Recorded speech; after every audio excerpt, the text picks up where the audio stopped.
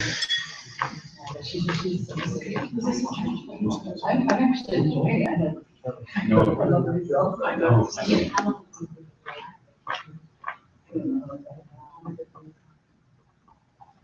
Okay, this is session 3 of Anthropology, Christology in South Carolina. And so let's open with a word of prayer. Heavenly Father, once again, we come before you this morning, asking for the grace to allow us to know you in a deeper and greater way through your word. And we pray, Father, that you would do this for us as we petition you. That, Father, so you would increase our understanding of ourselves in the realization that it brings us totally to you, that we need you to show us who we are. So we ask this, Father, for Jesus' name's sake. Amen. Okay. So yesterday we kind of went through the first 3 chapters of Genesis with the purpose of kind of laying the groundwork for all of this stuff, to realize this, answering the questions of who or how everything came to be, or where all of this stuff came from.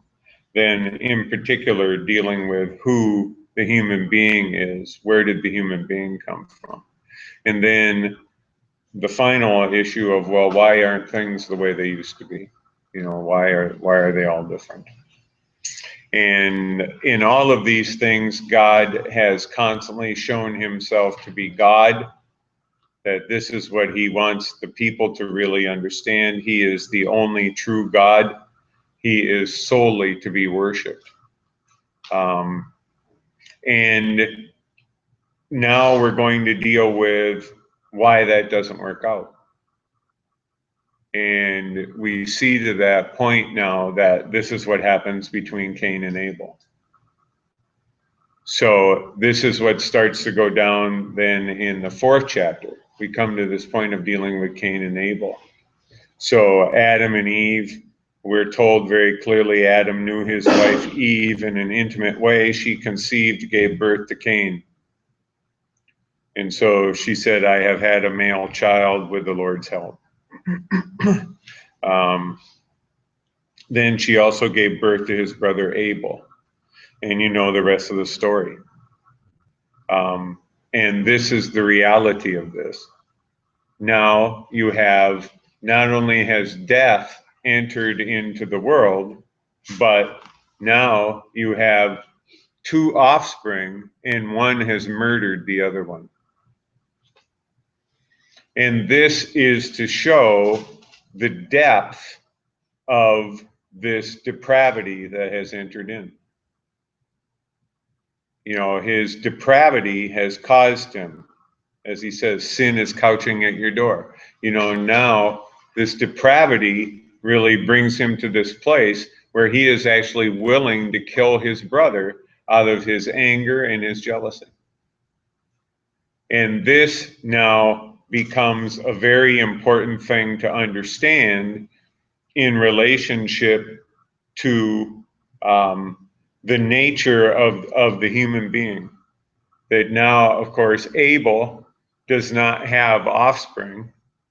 It's only Cain that then goes forward and produces offspring. And these offspring are mentioned in here. It talks about these individuals that come to Cain, and then you go down this line and you come to Lamech. And Lamech is also, he murders someone, he kills him. He says it's in self-defense. But you understand very clearly that now he lays claim to this himself. God does not say to him, well, you can lay claim to this. He acts for himself in laying claim to this. And he says, if Cain is to be avenged 7 times over, then for me it will be 77 times. You know, I'll be avenged all the more. But God didn't say that. Lamech said that. And this is now the distinction that we see, where Lamech is now acting as his own God in reality. he's setting up his own rules in how this is going to be and to do this type of thing. And so now we see that killing is going to go on and fairly frequently. You know, there's going to be killing that goes on. You're going to have this aspect of justification for killing. And all of this is going to come about through the Cainite line.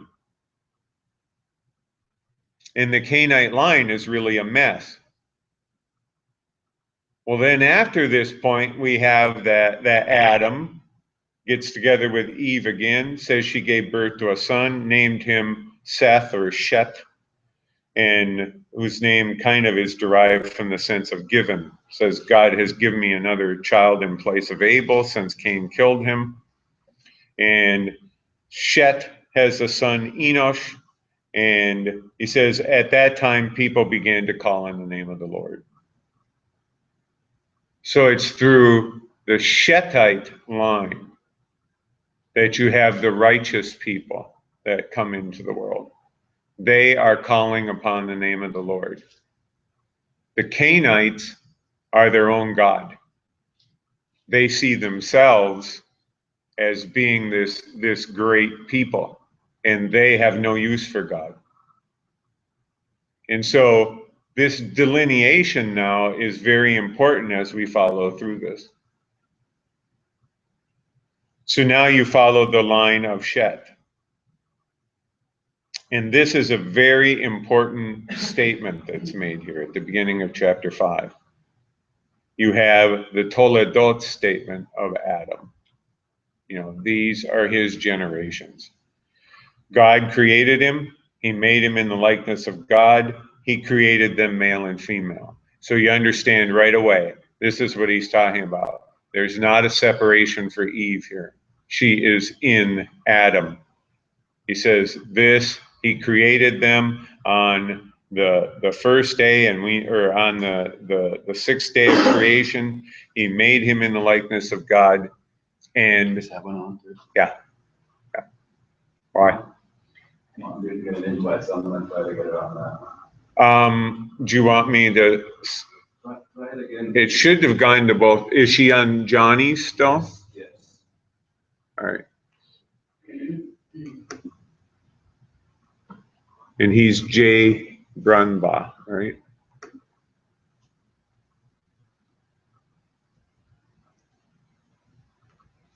Is he at Gmail? I think so.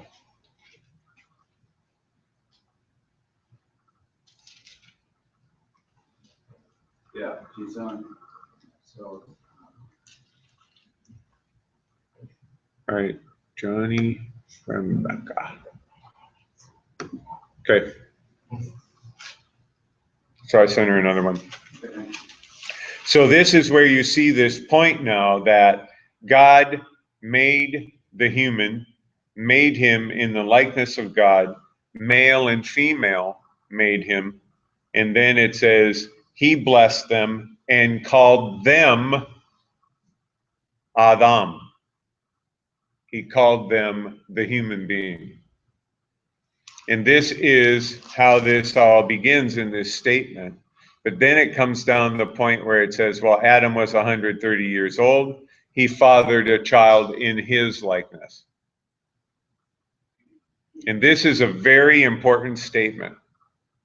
He now fathers a child in his likeness according to his image.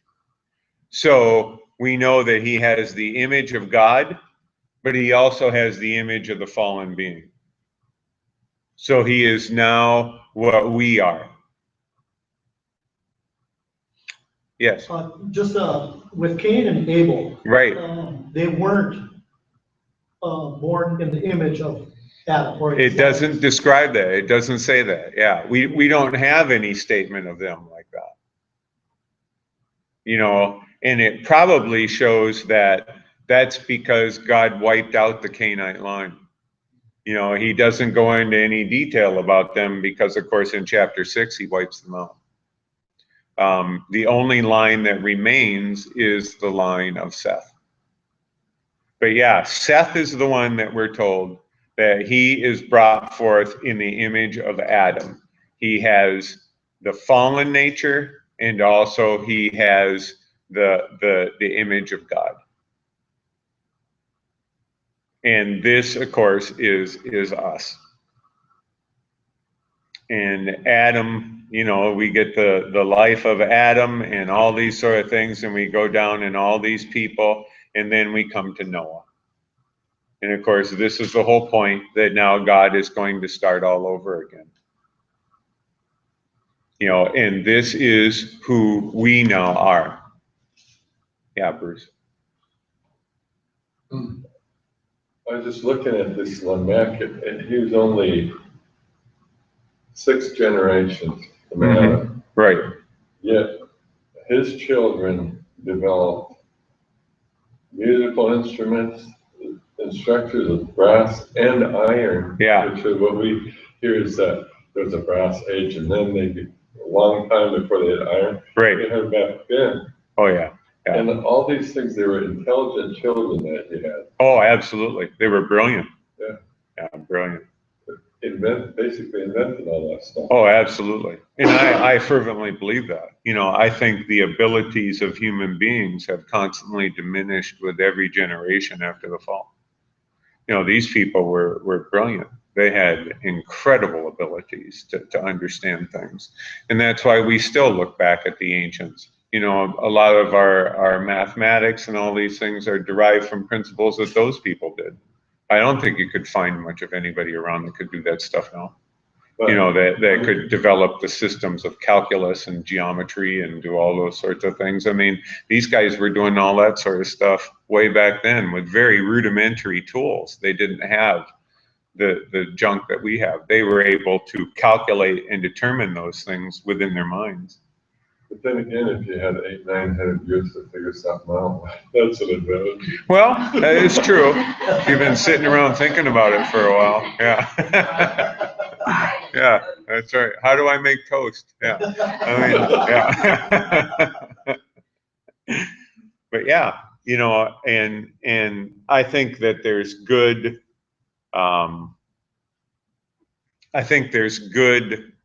data to back that up. You know, that as the human being has gone through all these generations of fallenness, Mom was up and now she's gone. She was up. Yeah. So during these generations of fallenness and stuff, it's been diminished, you know, constantly, until, you know, we don't have a lot of the innate abilities that these people have. You know, one of the things they very often look at is how much of our brain we use. You know, and we only use a small portion of the brain, you know, and it kind of makes you wonder, well, when these people first came out of this, were they able to use all of it? You know, and then now the ability to do so has diminished over generations. You know, it would be a wonderful thing if you were really able to use all of your brain. You know, if you could call upon all of that at once, and you were able to use all the memory storage and all the things like that, it would just be incredible. But you can't. It makes you wonder what the world would have been like if there wouldn't have been the flood. How much further advanced that humans would be. And maybe too, you know, I mean, because you come to the tower and things like that, where God put a halt to it. Yeah. You know, where this is because they're the offspring of God. You know, they had this tremendous ability to synthesize things and understand them and to build and to do all this great stuff. And I mean, we're still trying to figure out how they built the pyramids. You know, we're still trying to figure out how they did all these sorts of things. And it doesn't seem like they thought it was any big deal. You know, because otherwise they probably would have talked about it, but they never did.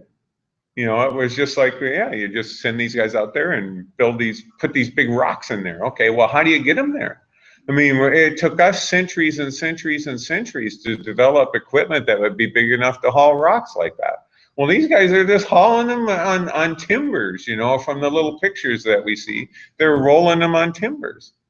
Well, how did they ever manage to get those rocks on those timbers and then be able to move them?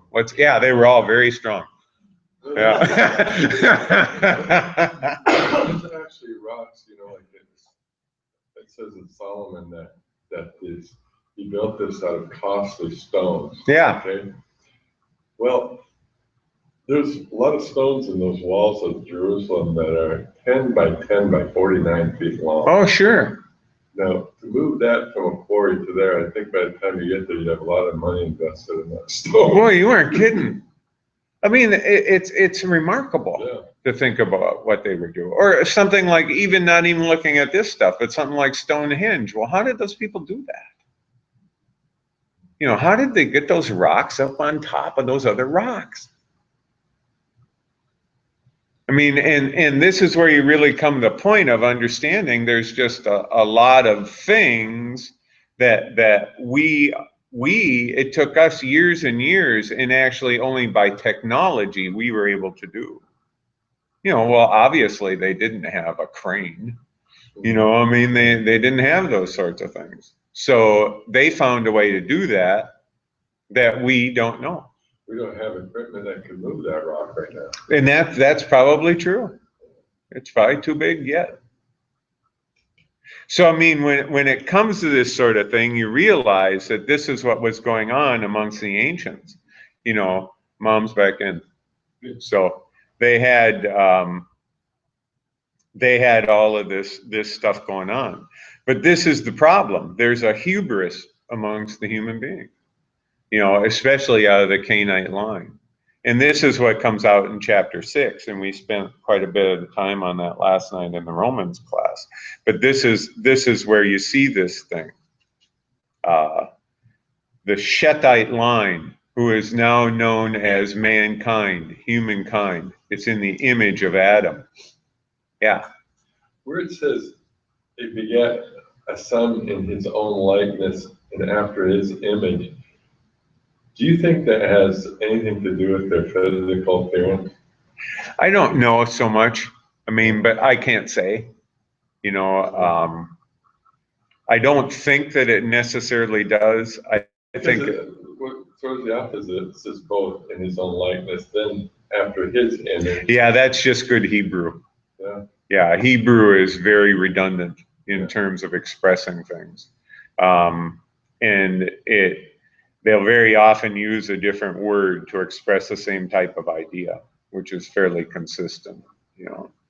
But I don't think that it refers so much to his appearance as much as he was the reflection of his father's being. So he now is human being. And that's what's so important for chapter 6. This is why it says that the daughters of the human being began to multiply on the earth, and daughters were born to them. So these are the Shetites. And it says, and the sons of God, which are the Canaanites. They saw them, and that they were beautiful, and they took them to be their wives. And God said, I'm not going to have this anymore. I'm not going to have that line enter in together with humankind, because they have been corrupted. He says they're totally corrupt. He says, so that's it for that. And it talks about the Nephilim, who are these giants, really, of wickedness. They were very, very wicked. They were powerful men. And God saw this wickedness, that now this was present, and that their mind was evil all the time. This corruption was permeating everything. And he regretted that he had even made the human being, and was grieved. And he said, I'm going to wipe them off the face of the earth. He says, except Noah. Says Noah found favor in the eyes of the Lord. So this is God's grace. God chose by his grace not to completely wipe out humankind, but rather to re-begin it. And this is what he did. So now he re-began the human race. And this is why it begins, and then these are the generations of Noah. And it tells us Noah was righteous. He was blameless amongst his contemporaries, and he walked with God. And he had 3 sons. And the earth is corrupt, and it's full of violence, and all of this is terrible. And he says, I'll put an end to all of this. And he tells Noah, then make an ark. And he says, and by that ark, I will spare you from the flood. And then he takes on the animals. So God is preserving what he's made and doing this by the ark. So he's going to preserve what he has created through the ark. And this is what he says. He says, I'm going to establish a covenant with you. And this is the first covenant that we know of. It's called the Noachic covenant. And he says that now, he says, this is the deal. I'm going to make a covenant with you. And he says, and I want you to do what I say. And of course, what's very important here is Noah did what he said. Noah was obedient to God. And so by this means, God then saved the race of humankind. And this is why we are all Shethites. You know, there are no more Canaanites. That line has been wiped out. All that remains is the line of Sheth. Yeah. You know that the Gypsy population in Finland are convinced they are Canaanites. Oh, really? Yeah. Yeah, I was bringing it up, you know, to get into discussion with them. Really? Yeah. Of course, they are not used to the scriptures, but that, you know, somehow that has come through the generation. Well, I think because the gypsies always feel themselves cursed in whatever population they deal with. That's fascinating that they would do that. Yeah, but they can't be. Right. Yeah. And even Paul brings that out on the Areopagus, you know, that all humankind is of one singular race of being now. Yeah. Hey, why do you suppose it says, and the Lord said, my spirit shall not always strive with man? That was the whole point, is that understanding with the Canaanites and their coming forth from God and now having become corrupt with humankind, they would constantly be deceiving the Shethite line. They would be pulling them in their direction instead of the Shethites being able to pull the Canaanites in their direction. Could this possibly mean that he's talking about Jesus when Jesus died, then there's no longer any strife between man and God? Well, certainly that's the finality of it. Everything that we're going to talk about here, the finality and the consummation of all of this is in the person of Jesus Christ. Jesus Christ brings this place where God's Spirit is once again. About here, though. And that could very well be. I mean, it could point forward to that, you know, in terms of that. But God was not going to allow this to take place by natural means. He would not allow the Canaanites to now assert themselves over the Shethites. So he just says, I'm not going to let that happen. And eventually that's what he does. He just wipes them out altogether. But the reality is that now for us, we come to the fullness of the realization that this has been completed in Jesus Christ. Jesus Christ brought the Spirit of God to humankind and fused the two of them together in one human being. And so he definitely is the resolution of that. But of course, you know the story of the flood, and you know what happens in relationship to that. And it's very, very clear that now we understand that God says, well, I made a promised to you, I made a covenant with you that I would save you, basically. And he says, so that's what I've done. He says, you were obedient to me. And he tells him, never again will I do this. He says, I won't do this again. He says, I will never again curse the ground because of the human being, even though his inclination is evil from his youth. And I will never again strike down every living thing as I have done. He says, I won't do that. He says, so, as long as the earth endures, he says, I'm going to give you your seed time and your harvest, your cold and your heat, summer and winter, day and night. He says, this will not cease. And now he gave them the same instruction that he had given to Adam and Eve. Be fruitful and multiply, fill the earth. And so now, as he says, it's very important to understand every living creature now, though, is under your authority, and they're all by nature scared to death of you. He says, you have dominion over them. And he says, now they too will be food for you. Because before this time they were not. He says, now they will be.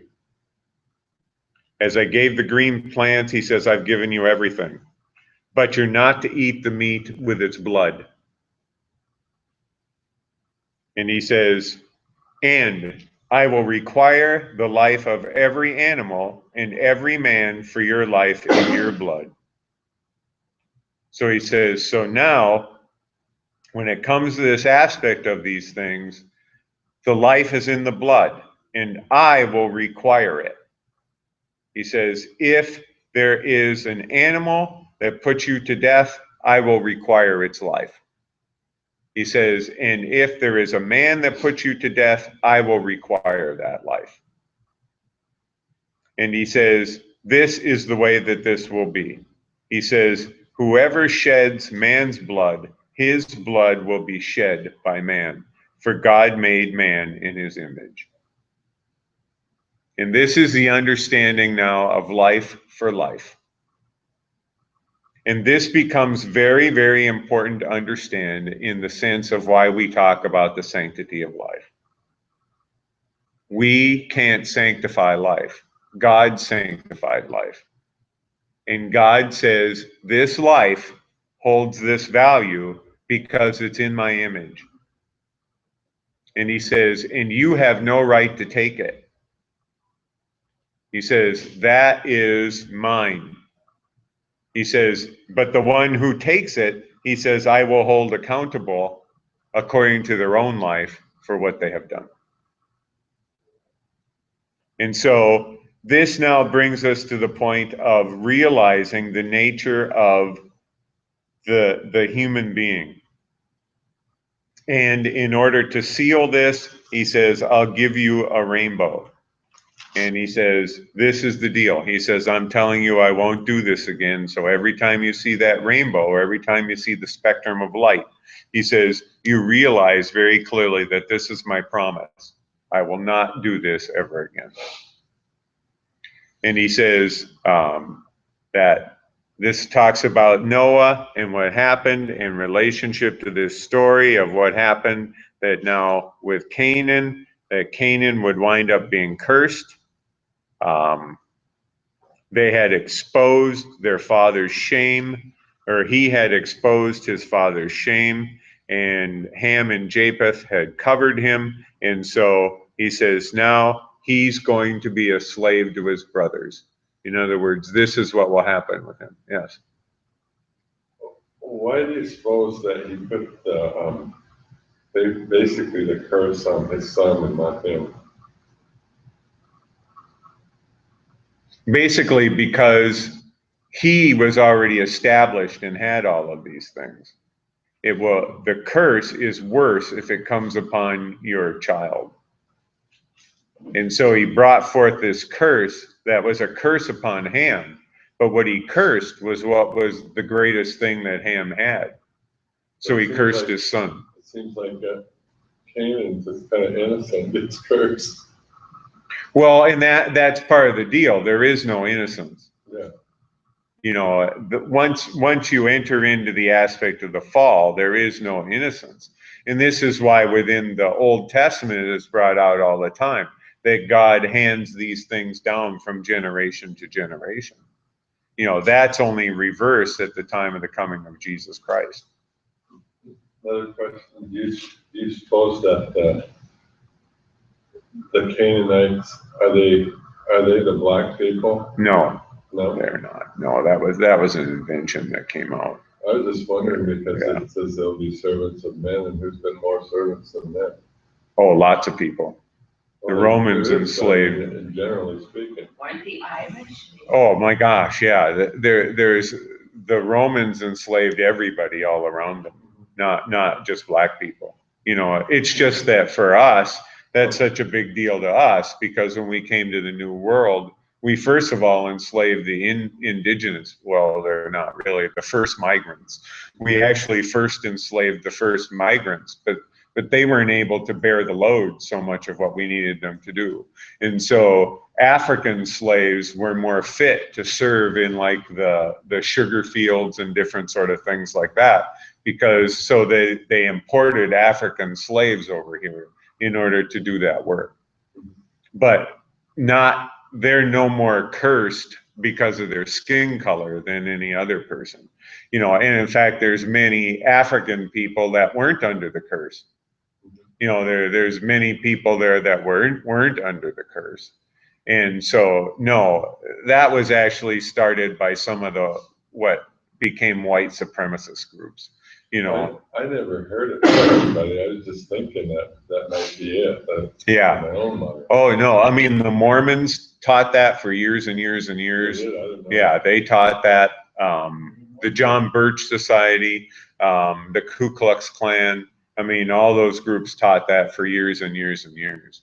But really, when you go back to it, there's nothing to support it. As a matter of fact, even amongst the early Christians, you've got like Simon Niger, who's obviously a black guy. You know, I mean, it's very, very, God knows no partiality. This is done in the sense that these people have caused this affront for the Shethites, and therefore now they are going to be put in this role of servants. And of course, we know that it's into their land that Abraham came, and Abraham actually bought a place in their land, but eventually that became the possession of Abraham's descendants. And so it was the Canaanites that actually were placed in submission to Abraham and his descendants. But yeah, they you know, it has nothing to do with it being black. It's just one of those sad sort of things that came up. Canaanites were white people too, you think? They're Semites. You know, we're all going to wind up, for the most part, that group of people will be descendants of what we call Shem, and they will be known as Semites. So, you know, what happens is that through the years and in different languages, the SH sound of Hebrew is left out, and it just becomes an S sound. So they become Semites. So they're Semitic peoples. And those people in that area are all Semitic peoples. And so they all come out of that thing, and this is where they come from. So that's how they're identified, is as Semites. And so in relationship to this, you start to see this, of course, there's a mixture of all of these peoples and things like that. But the descendants that are left of Canaan will now be dispossessed, so to speak, by the descendants of Shem and by the descendants of Abraham. You know, basically, but Abraham will buy that territory, which is something that's left out quite often. You know, he makes a purchase play there, and he buys the land where he buries his wife, and he bought that. And he did not take it, he bought it. when they came back from Egypt, they had to conquer it. But it had before already been theirs. And this is why within the history of all that stuff, a lot of that stuff gets kind of muddied. You know, Abraham bought that piece of land. Then they went to Egypt. But when they came back, they had to conquer it because the descendants of Canaan had moved into it. But this is where you come down this point of understanding the nature of all of these things and of the human beings. And then you get to Genesis chapter 11, and you have this aspect of the tower. And this is to find that still the hubris of humankind remains.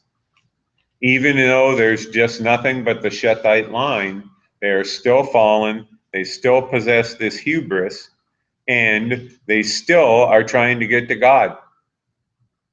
And God has to take care of this by confusing their language. He has to break them up into people groups in order to get them to stop, which he does. And this is how we understand that we wind up a very important question. Well, how come we're related to all of these people, but we don't all speak the same language? You know, how come we have the same bloodline as all these people over here? And later when they come in the Exodus, that's what we're going to find out. You know, they're actually fighting people that are their own relatives, but they don't speak the same language, and they have developed a different civilization. They have developed along a different line. And this is why. This is the explanation of this. Yes? Just to back up just a little bit, I got a question here that says, when he shall not strive with man, for that he is also flesh, yet his days shall be 120 years. Yeah. And that's pretty apparent to this day. That's about the limit of how long people live. As far as we know. But after that, why there's people that live like Abraham and Isaac, they live like Jacob was 149 or something. Right, right. And went over that. I was just wondering about that a little bit. I don't know if you know anything about that. I really don't. What's that? Well, I mean, there's a lot of different stuff. Did that mean immediately, or did it mean that that was going to be something that would gradually happen, that they would level out to that point?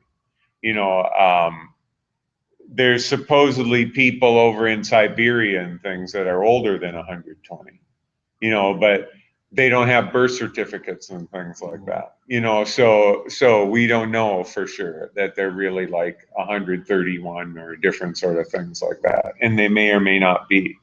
But the reality of things is that it seems to be that generally there will be this final terminus at which human beings will not live longer than 120 years, you know. And you know, like I had an aunt that lived to be 108, you know.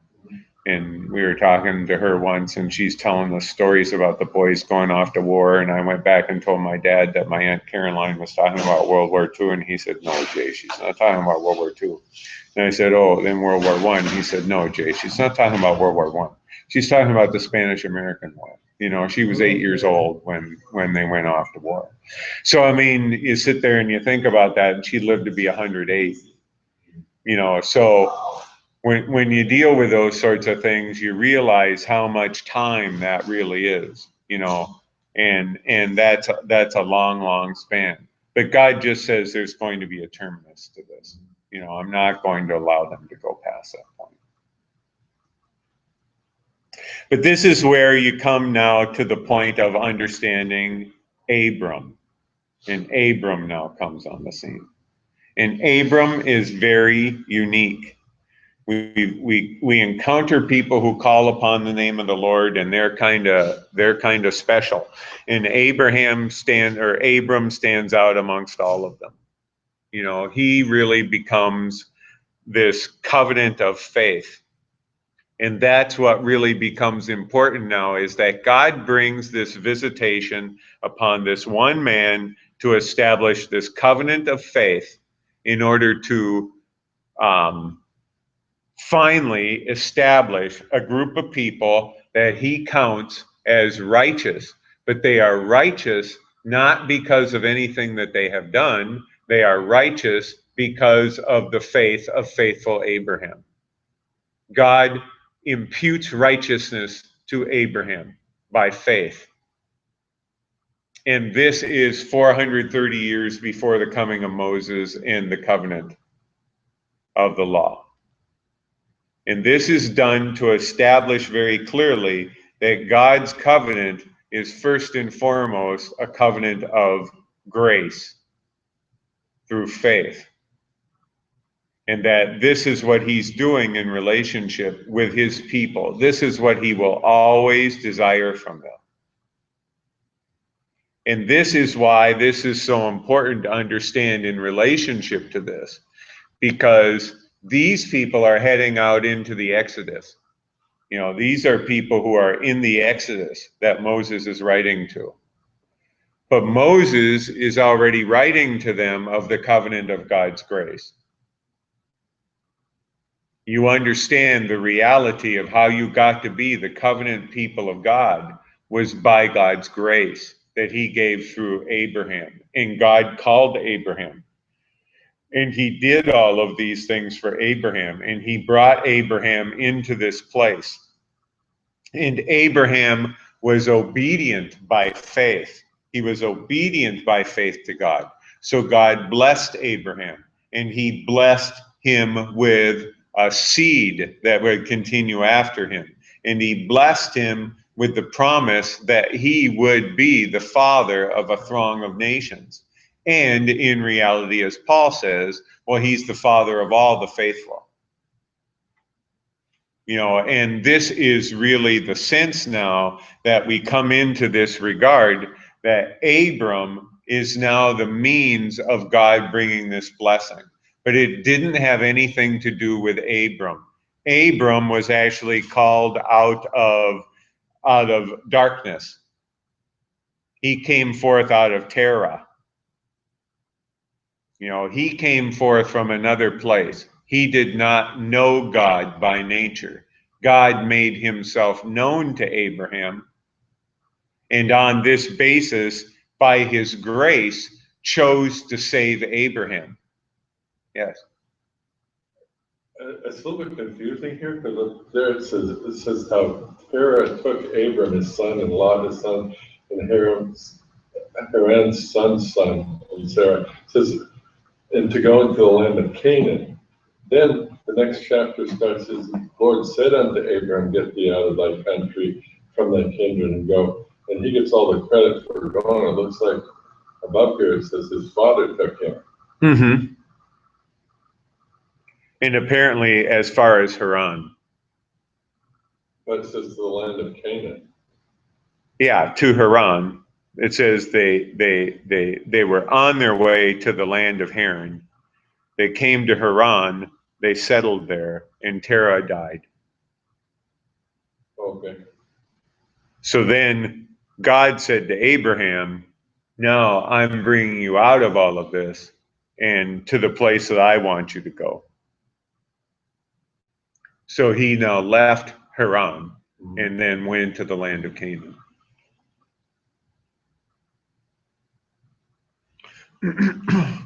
And so, and this is what happened, that God speaks to Abraham, tells him that this land would be given to Abraham's offspring, and he built an altar there.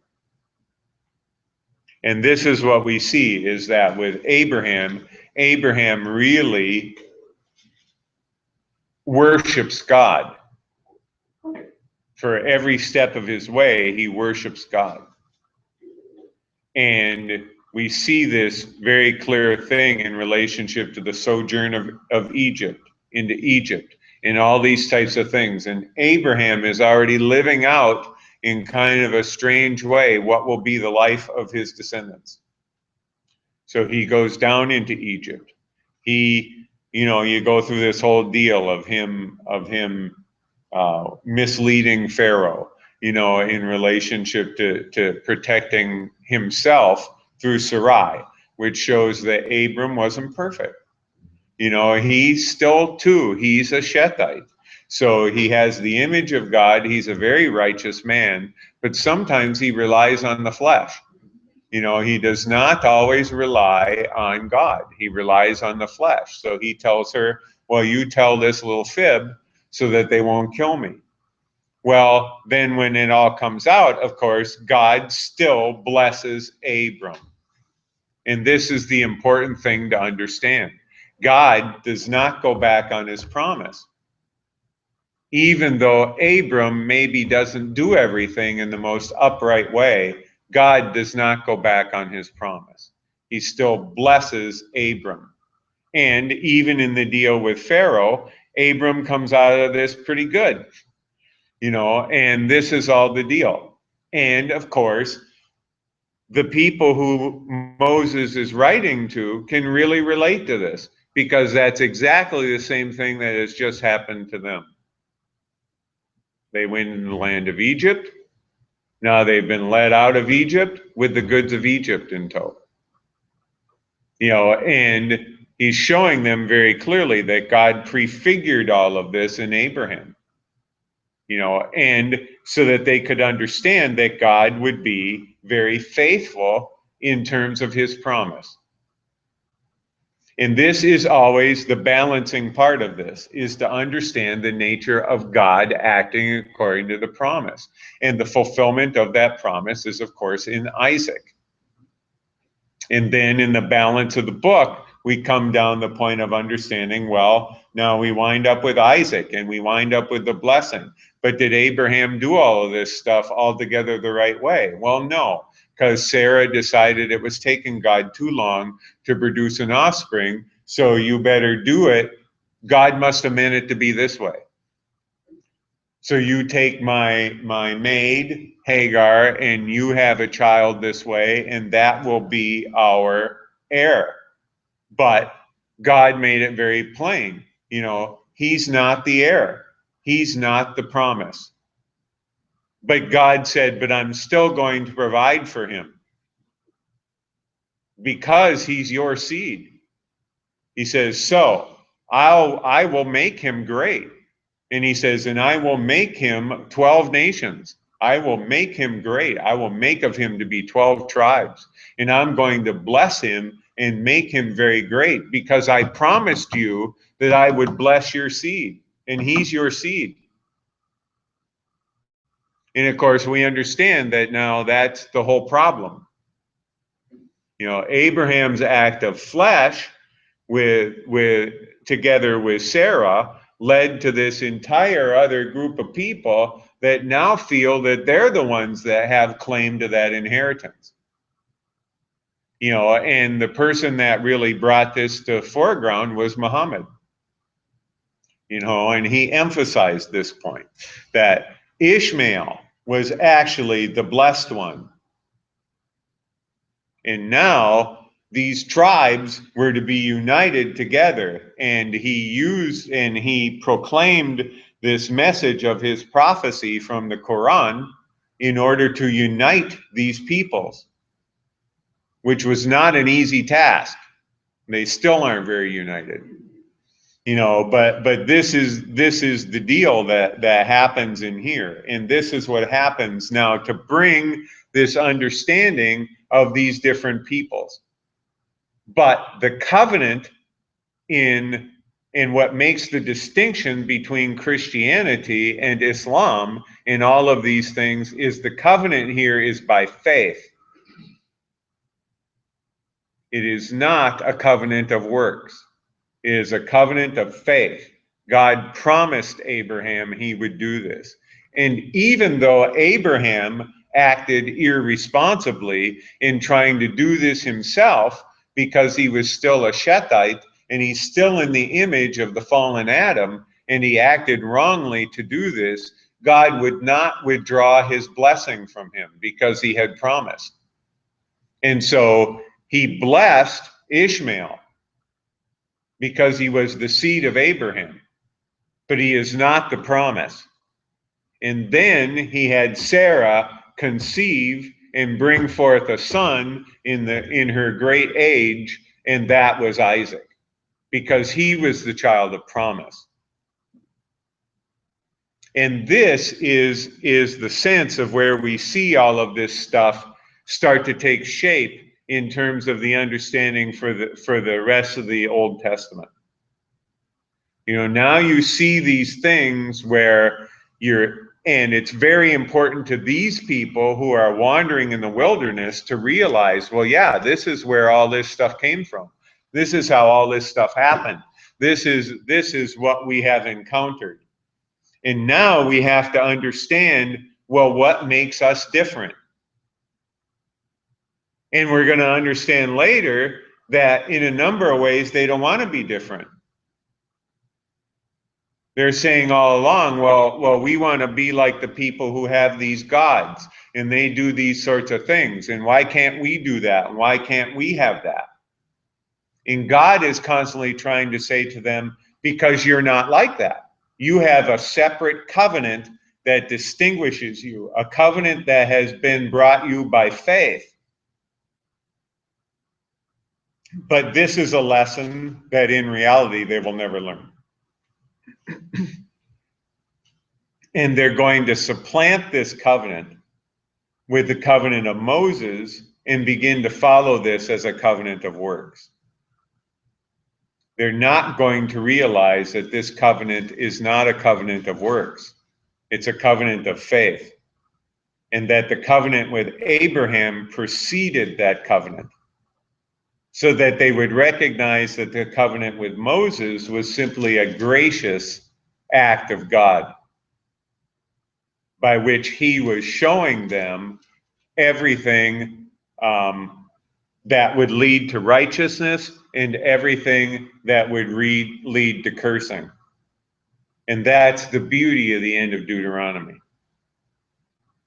You know, because you get to the end of Deuteronomy, and it's the end of Moses' life, and Moses is going to die, and Moses cannot enter the promised land. So we recognize right away, is God condemning all of the people that didn't enter the promised land? No, he is not. You know, obviously not, because later, you know, Moses appears with Elijah. So, I mean, he obviously was not condemned to eternal separation from God. But Moses could not enter the promised land because he had disobeyed God. So he was just like the other people. So he could not enter the promised land. And he's on the verge of his death, and he begins to tell them, well, here's the second law. And that's all Deuteronomy means.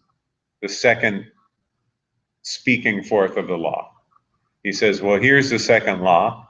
And then when he's at the end of that, he tells them, he says, here's the way that will lead to your blessing.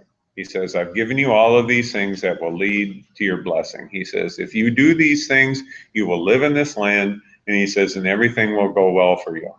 He says, and I've also given you the things that lead to your cursing. He says, and if you do those things, he says, you are going to be kicked out of this land. And he says, and you're going to have a lot of trouble. And people will say all the time, well, now you ought to turn around and just be obedient, and then everything will be good. Except they don't read the rest of the end of Deuteronomy, where God says to them, so I want you to compose this song, and I want you to put it in the ark. He says, because these people are never going to be obedient to me. He says, and as a matter of fact, they're never going to survive in this land. And he says, and this is going to be a constant fight between myself and they in order to try to establish some sort of détente. And we're never going to make it. He says, so I'm going to exile them. And on the day of their exile, I want them to take this song out and to sing it. He says, to realize that this is what had happened. And so at the end of Deuteronomy, that's what Moses says. And he says to them, and you're such a rebellious people that he says that even now, as I'm speaking to you, you're plotting how you can make images to other gods. And he says, I want you to realize that this covenant is doomed to fail because it is weak according to the flesh. There's nothing wrong with what God has demanded of you, but you will never be able to do it. So even though I gave you the way to blessing, you will never, ever do it. You cannot. And you will go into exile. But he had told them in Deuteronomy that God will send a prophet after me who is greater than I am. And of course, he's referencing Jesus Christ. And so this is where we get to the point of the understanding within the Old Testament. Within the Old Testament, we really come to this place of now understanding that this is as far as we can get. We come to this place where we are hopelessly Shethite. You know, that's what we are. And we have a fallen nature, and we possess the image of God. But except for God's mercy, we would fall prey to the death of the fallen nature. And so this is where we really come out of the sense of these chapters of Genesis, is to really come to this point of realizing, well, this is what had happened. This was what brings us to this point. And then we see this played out because with we see through Isaac that the blessing does come.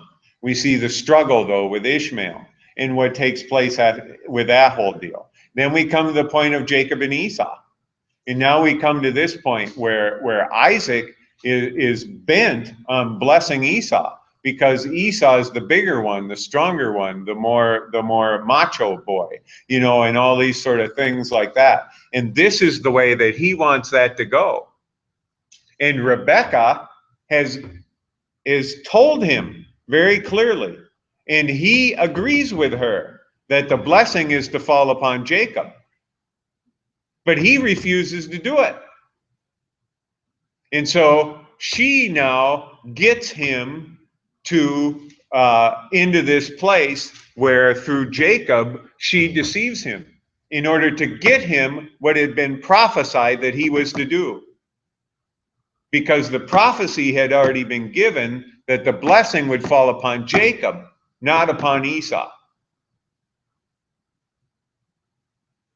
And Isaac shows that he's a Shethite because he will not be obedient to God. He wants to bless Esau. And Rebecca has to work kind of behind the scenes in order to get him to do what is necessary to be done. And this is the way it's going to be. And you understand then very clearly that Jacob wrestles with God. And you understand what he names him after that point. After that wrestling match, he names him what? God fighter. That's right. Yisrael means God fighter. And in the balance of all of this, that's what we're going to see. God will lay this great blessing upon Jacob, and he will make him to be 12 tribes. And he's going to do these marvelous, marvelous things for Jacob's descendants. But they are going to fight God all the days of their lives. They're going to fight with one another. They're going to fight with just about everybody. And he's named appropriately. He is God fighter. Because this is going to be a constant wrestling match, God says, you know, between you and I. And this is what we see that is borne out in the balance of the book. You know, they go into Egypt. From Egypt, they are called out. And we see the story of Joseph. Joseph, this wonderful, wonderful person who is faithful. So he's a Shethite, but he's a faithful Shethite. You know, and he follows through on this line. And what do his brothers do to him? Well, they sell him into slavery. You know, they do all sorts of strange things. They were on the verge of killing him and different sorts of things like that. And this is what God is showing. Well, this is the natures that we're struggling with here. You know, so here's a guy that does righteously, and he's actually quite upright. And Jacob does wrongly. Jacob is a lousy father. You know, when you go back through, Jacob should never be used as a manual for fathering. You know, he was a horrible father. and he showed favorites to his children, and he acted in all sorts of strange ways even before God. But God had promised. So he showed his grace to Jacob. And in this same way, he shows his grace to Jacob's descendants. And now you understand the book of Exodus. Because now these people know all that. And this is why this became so important for them. Now these people who are wandering in the wilderness, now they get their story. They hear the story. And it's under the awareness of this that God brings them to this point of the nature of being a Shetite. That you have the image of God, yes. But you have the fallen image of your first father as well. And so there's constantly this pull between obedience and disobedience. But left to natural devices, disobedience will win. And so this is the point that we come to in relationship to the understanding of the Old Covenant. You know, the Old Covenant can only point out, when you look at the Mosaic Covenant can only point out the things that are wrong and the things that you do to make those wrongs right. But the Mosaic Covenant cannot save you. All it can do is tell you, this is wrong, and if you do this, that's not good, and here's what God has given you to atone for this, to cover for it. But it cannot save you. And God illustrates this over and over again. And yet, we see that they develop this hubris of believing that that thing can save them. Before God gave the law, Mm-hmm. obviously people, did they know what was right and wrong in relation to God? Or I don't think they ever did. You know, God told them, you act according to your imagination. And basically he reaches the point where he tells them in Isaiah, you call evil good and good evil. You know, you have so lost the sense of anything that's right or wrong. For you, right is always, well, what's in your self-interest? And wrong is always something that's contrary to your self-interest. What about when they ate of the knowledge of good and evil? I mean, does that give them a basic conscience or whatever, that they know that you don't kill and you don't steal and things like that? No, because that's when they start killing. Well, I know they did, and they were Right. disobedient, but Right. you don't think they knew it all? No, I don't think he counted that as disobedience. So the tree meant nothing? No. It means everything. He gave them the knowledge of good and evil, but they can't tell the difference between the two. They have no ability to determine those things. Cain thinks that he rightly slew Abel. And that's why he says that nobody should be able to avenge this. You know, I killed him because I think I killed him for good reason. Same thing with Lamech. Lamech says, I killed this guy for good reason. He doesn't understand the nature of good and evil. And that's precisely the point. God says to them constantly, this is what you confuse. You think that what you do is justifiable according to your own understanding. You have the knowledge of good and evil, but you can't distinguish the two.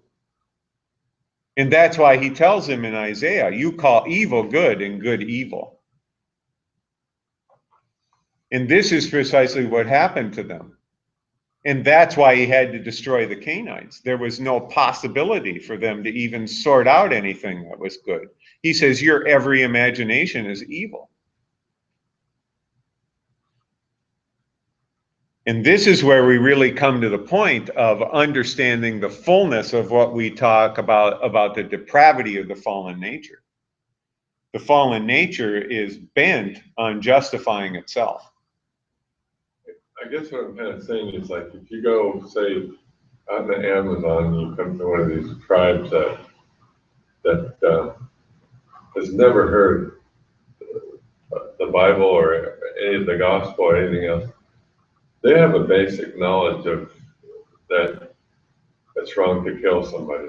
No, Like, not They do. necessarily. Oh, no, they do Because not. they're enemies, but they know they don't do that, especially if it's those that they love. You don't kill them and that sort of thing. Well, like- Only in certain circumstances. They can kill you on certain circumstances. They've made up their own rules for when they can kill you and when they can't. I guess what I'm saying is that when you do that, no matter how, if there's something built in a person that you don't kill your own species, and that it's totally different than killing an animal, that you will suffer. Regardless of whether you know these things or not, you will suffer and you'll have problems. That's just a fact. No, it isn't, because there are societies where those rules don't exist. There may not be the rules, but they still suffer because of it. They have something built in. I don't think so.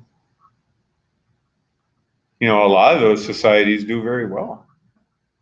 You know, the Roman society believed they had every right to go in there and kill everybody. War, What's that? in justifiable war, when you're at war, Yeah.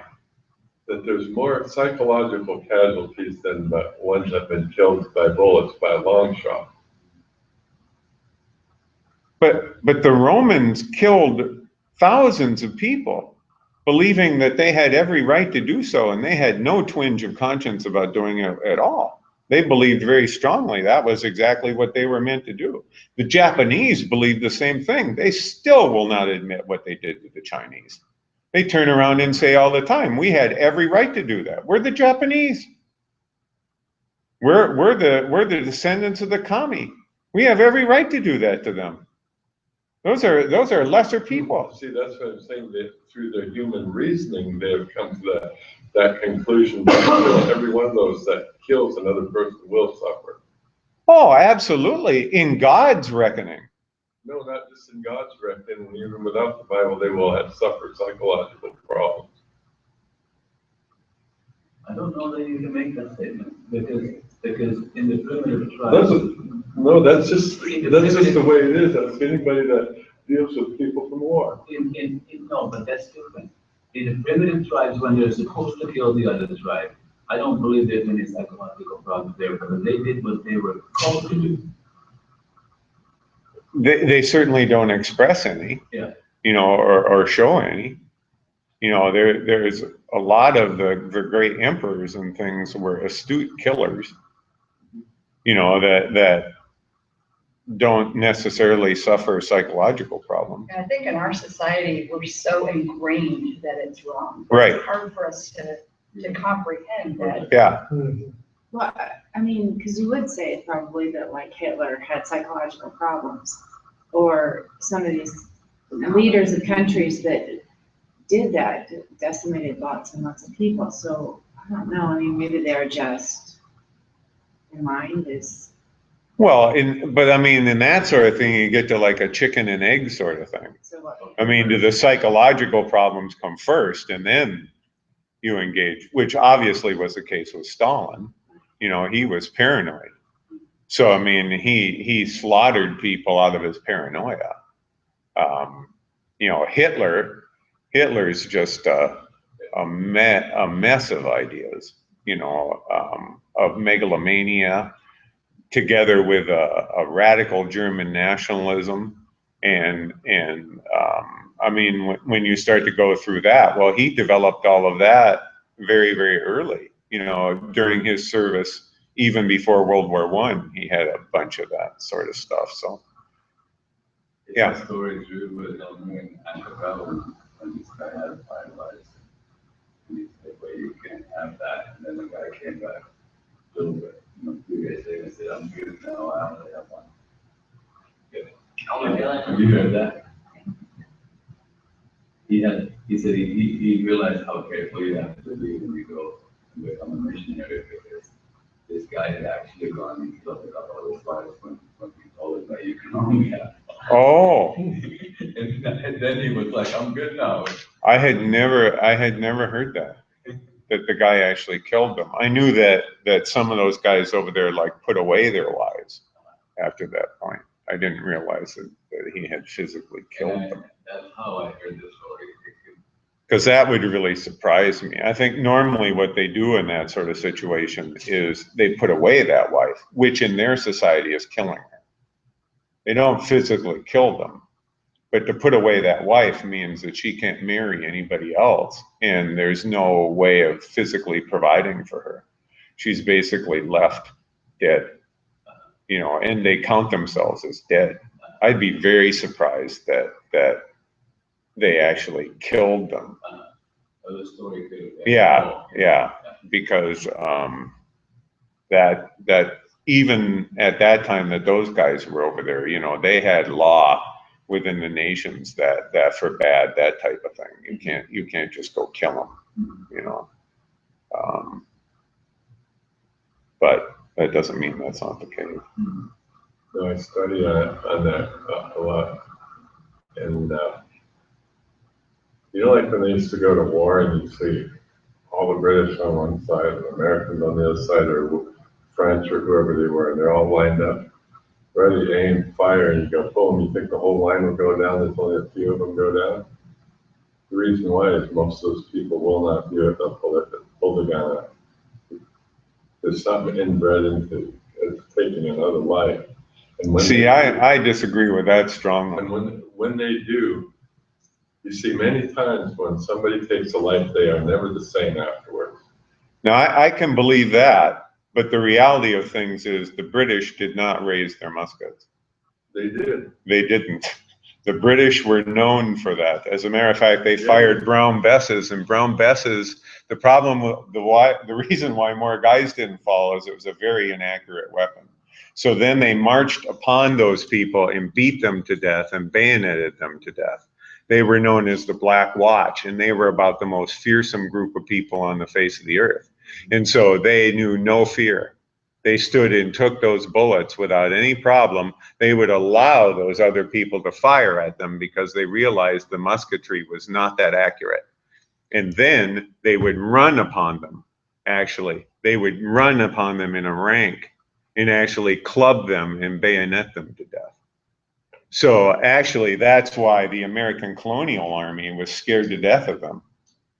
And because we didn't have like a real regular army, so many of them were volunteers, they feared them. And so they wouldn't stay and even fire a volley, they would run away. And that's where Nathaniel Greene at like Cowpens up here. You go to Cowpens and you read that story of Nathaniel Greene. He put his regulars on the other side of the ridge. He brought his volunteers up to the front and he told them, all I'm asking you to do is to stand there and fire 2 volleys. You fire 2 volleys, and then he says, then you can leave the field, because he understood right away what would happen. The Black Watch was on the other side of that. And they came up the hill and they saw those people leaving the field, and they hated it because they were cowards in their sight. And they actually broke ranks for one of the few times that they ever broke ranks. They broke ranks to really teach these guys a lesson. They were going to go kill them as cowards. And they didn't realize that Banks had his regulars on the other side of that ridge. They couldn't see beyond it. When they got to the top of it, they decimated them. And then the Black Watch, for the first time in the Revolutionary War, surrendered. But yeah, they did not lift their muskets. They fired them. Now, in the Civil War, you do see a case where there are people that will not level that weapon. And you see them that out of fear, they will ram like 11 musket balls into their musket and never fire it. They think that they fired it, but all they're doing is they're just bringing that thing to bear, and they're in such a hurry to load again because they're in such fear that they will do that. That did happen in the Civil War. There's no doubt about it. But when it comes, at Gettysburg, they found 13,000 rifles over there that never been shot. and that's very likely. You know, but a lot of what happened at Gettysburg is those guys could never get off a shot because of the distance that they were from, like when you deal with the last day of Gettysburg, those guys were crossing 2 miles. And so there was no way for them to even get off a musket shot. There was no sense in even trying to fire the musket. They were trying to get up in there. And they were hammered by artillery and everything else. And then they got enfilading fire from the 8th Vermont off on this side on the final charge. So they never got really a chance to discharge their weapons. And so, you know, when it comes to that, in a lot of those cases, they were trying to get to closer quarters to fight, where the rifles and the muskets really didn't matter that much. You know, like when you go to Spotsylvania and you go down there and you see where the hand-to-hand fighting took place at the angle, you know, and stuff like that. That's really what they were trying to get to, you know, and the musket became a club, you know, or you used it with a bayonet if you had a bayonet. But, you know, just the statistics of the number of deaths indicate that they were willing to fire the weapons. They were willing to kill them. You know, and like Stonewall Jackson, when he first came to First Bull Run, he was asked about, you know, his position as a Christian and all those sort of things, and how, what do you think about this thing, you know, of dealing with these Yankees? And he says, kill them. He says, you kill every last one of them. And so there is a very strong sense of people, given the right cause, that enables them to go ahead and carry this out and excuse their action. And there are many people that do that. Well, I read that they did a study with World War I and II that only about 23% of the people would actually shoot to kill, and it didn't matter what side they were, what race they were. It was pretty much the same, whether it was the Japanese, the Germans, the Russians, it didn't matter. Only about 23%. And they realized that was a problem. When we got in the Vietnam War, they changed the whole basic training because of that. And they started, instead of them aiming at round targets, they put man-sized targets. And they started pounding in their head about killing, killing, killing, because the people wouldn't do it. I think that I'm not disputing that there's something to that. I'm probably disputing the percentages. They said they upped that percentage considerably in the Vietnam War. Well, and I think that they did. Now, in Nam, of course, you encountered an entirely different scenario. Well, what's stupid about it is they had less of a cause there than they did in World War II, is what I'm saying too. But see, but I don't know that you can do the same for across the board for all different people. Well, that's what the study said. You know, because I mean, even when you go back to the great civil wars in Japan, and you deal with the warlords and their struggles, you know, I mean, that's where we see the rise of like I can't think of the term now, the samurai, in all these types of things. And I mean, that was their whole mode of existence. And they didn't have there was no hesitation to kill someone. You know, they went in there fully convinced that they had the right to do that killing, that it was a justified killing. And they certainly didn't have problems bringing their weapons to bear.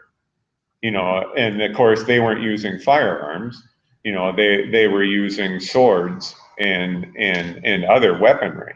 But they were quite astute at using that weaponry, and they didn't have a problem doing it. You know, they would disembowel people. I guess what I'm saying is that you can learn to do that, and once you've done it, it's easier. But what I'm saying is the basic. That's where I was going with this whole thing, was that I thought that stemmed from the knowledge of good and evil. that you know what's good, and you know, regardless of whether you've been exposed to religion or thing or not. That's basically where I was going. Yeah, and I think that's maybe a fair supposition. I just don't think it's truly defensible. You know, it certainly is possible, and I certainly don't have the ability to either disprove or prove it. You know, yes. So, with an understanding of scripture, is Mhm. there justified killing? Oh, I think, yes. Yeah, there is justified killing. I mean, the reality that is brought out is one of the basic senses of capital punishment was always a life for a life. You know, that a life is required for life. Well, what about in the sense of war? And I think that the same thing holds. You have the same idea of like self-defense. Well, do you fight to defend yourself? And even within the law, you're given cities of refuge for people who defend themselves. So yes, I think that there is. So there, it wouldn't be a life for a life. Well, I mean, that was the whole point. Normally, somebody had killed somebody in self-defense, and then they fled to a city of refuge because the guy's relatives would come after him. And if they came after him, they would be acting unjustly because he had acted in self-defense. So I think that you can make a case within the Old Testament for justified killing. I think you wind up with a little bit more difficulty when you come into the New Testament. You That's what know, I'm talking about like today. yeah, the New Testament brings you into an entirely different issue where you really have to deal with the issue of a matter of conscience. You know, where there is a matter of conscience and whether you of good conscience can participate in that act, which is why we have conscientious objectors, you know, and that status was given to them. No, go ahead. If you think about Corey Van Boom, Yeah. where she was, I mean, the guard brought her in the room and said, I have a name. This person's killing millions of Jews. This is the mole there. And she said she would take it. She said, no, if I take it, it's no different than killing him myself. She left. And because of that, I mean, and that was her conscience. Yeah, yeah. And so I think just like every other sort of thing, can I defend myself under being a Christian? Yes, I can. I think I can. And can I defend my family? It seems to be in the Christian sense I have to. You know, otherwise I'm like an infidel. You know, so I am given that place to protect and defend my family. Can I just go and shoot somebody for taking my parking place? No. You know, there's a huge distinction between those two things. And when it comes to the point of the nature of war, I have to understand that as a matter of conscience. You know, some people feel very strongly that they can, and Luther writes a big thing about this, but I mean, that they can do this and should do this, and this is part of their aspect of their understanding of this to protect their freedom and protect their families and different sorts of things. They have to engage in killing the enemy. And can they do that? Can a person serve as a soldier and be a Christian? And we believe, yes, they can. You know, but to Bruce's point, is that easy? Well, no, it's not. You know, and that's where you really do come to the point where a lot of these guys come home and they really struggle with that. You know, so they believe that things should, that they can be forgiven for this, but they do believe very often they need forgiveness for it. You know, and whereas another person will believe, well, I don't really need forgiveness for it. You know, I was called to do this, and that was what I was given to do. You know, and I needed to do that to that enemy because they were acting wrongfully towards us. So you wind up with that whole complex of ideas. You know, where like you look at who is that sniper guy that they wrote the books about and things like that. But you look at a guy that's like a sniper and he can't hesitate to do that at all. You know, he doesn't even think twice about it. You know, when that guy pops up in the scope, you pull that trigger. You know, and you can't allow there to be even a twinge of conscience that will allow you to hesitate to squeeze that trigger. You know, you just have to do that. And you have to believe that what you're doing is right, which is why not everybody can be a sniper. It's not always the very best shots that wind up being a sniper. It's a person that can do that and be a very good shot. For what it's worth, that what I was reading about, they Mhm. said that there's only between 2 and 3% of the people that can kill without being affected at all, and there is some. Oh yeah, there are some. Yeah. Yeah. There's sociopaths in the world that can kill you and actually think that's the most wonderful thing they can do. You know, but you're right. They are a rare exception. You know, and that's where you know, when you come to the Civil War, that's where it does get very interesting because, well, there's that story about that guy at Gettysburg, you know, the Southern guy at Gettysburg, and there was a bunch of wounded on the field in between where he was firing, I think on the second day, and where the Yankees were firing on the other side. There was wounded in the field, and he actually stood up with a white flag and said, "Hey, Yanks, stop your shooting." He says, "We're shooting the wounded." He says, "So we'll take a little break and let's go get the wounded out of there." He says, so that's what they did. They actually stopped, went and got the wounded off the field. Then he went back into his positions and he said, "Okay, Yanks, you can start again." And that's what they did. But I mean, it was very disturbing to them because how do you shoot at these people to kill them and yet understand they really are people? You know, and really just a few years before or whatever else, you were all one country. And yeah, you're right. It was very, very difficult for them. And a lot of them, we don't recognize like post traumatic stress syndrome and things like that. We recognize it now, but it affected them very greatly in the Civil War, and nobody really even knew what it was, you know. There's actually a better story than that in the World War I, that when they're in the trench warfare with Yeah. the Germans. Yeah. The Christmas There was a story? German guy that was on the wires. Oh, And okay. he's moaning and whatever like this, he was wounded, and they Uh-huh. were shooting back and forth. He gets out of that and he starts crawling up to this guy, and the Americans quit shooting, and then pretty soon the Germans go, "What's going on?" They see this guy heading for this German that's hung on the wire. And all of a sudden they stop, and he goes and untangles him, lifts him up, and he heads for the German lines where his guys are waiting for him right there. And he hands them over, turns around, and go to head back. One of these Germans says, "Hey," and he goes up there, stops him, took his iron cross off of his chest and pinned it on him, and he went back, and then they started fighting again. Oh yeah. Yeah. Those things happen. You know, there's no doubt about it. Yeah, the Christmas truce, where all of a sudden they refused to fight on Christmas, and the British came out of the trenches, and Americans and the Germans came out of the trenches, and somebody had like a little phonograph, and they put on a phonograph, and they were sitting there dancing and listening to Christmas music and sharing their food and different sort of things. And the next day they came back and told them they had to fight, and they wouldn't. They would not fight. They had to move those guys out of those areas and move them into a different area because they would not fight against those guys.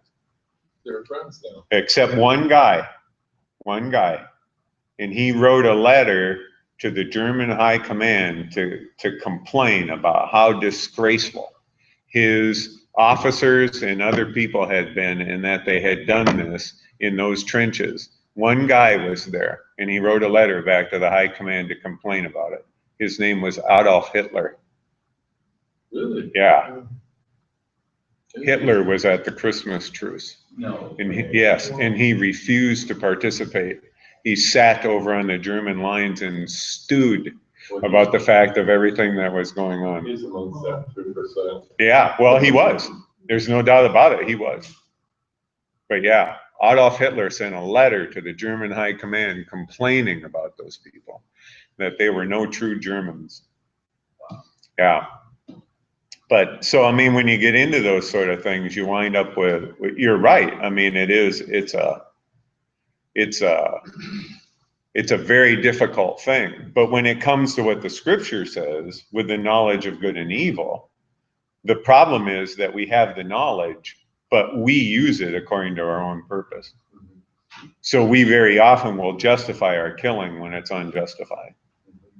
And, you know, and I'm not qualified to speak about the other things, you know, but that's just what it says. And God says, you call evil good and you call good evil. You know, you have confused these two. But anyways, that's just a great discussion, because I mean, that really does bring us to the point of the understanding of the nature of the human being. This is one of the reasons why we have so much difficulty. We have the image of God, but we have the fallen nature. And it's hard to sort them. You know how when a person comes to the knowledge of your sin and the purity of heart, which Jesus is asking us for when we know, when there's a time when you become really honest with what you really are. Mm-hmm. And then you become a new man. You think that this new man, or even before he repents, will know. He will know the knowledge of good. He has to know the good knowledge of good and evil to even become a sinner. Yes. Yes. But I think that that's the gift of God. God has got to bring a person to the knowledge of understanding what is truly evil, because otherwise they constantly just try to justify themselves. But there a lot of times there's a long period of time when Oh, the person absolutely. struggles with this before they actually repent and become a new man. No, that is absolutely true.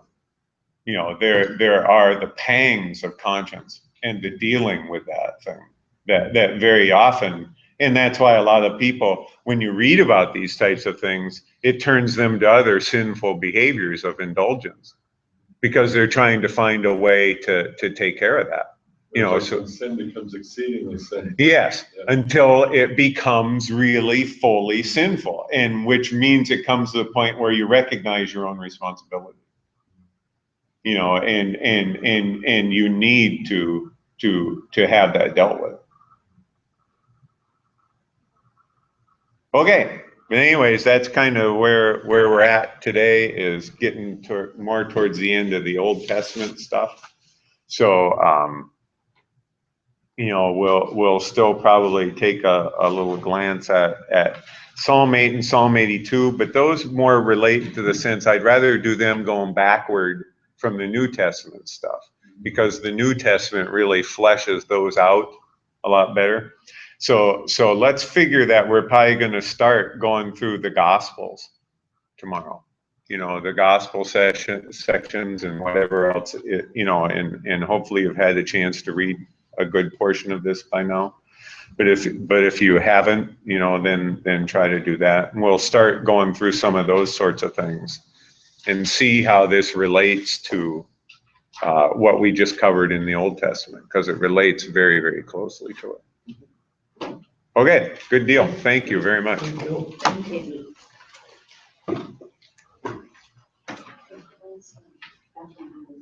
We'll see you, Pablo.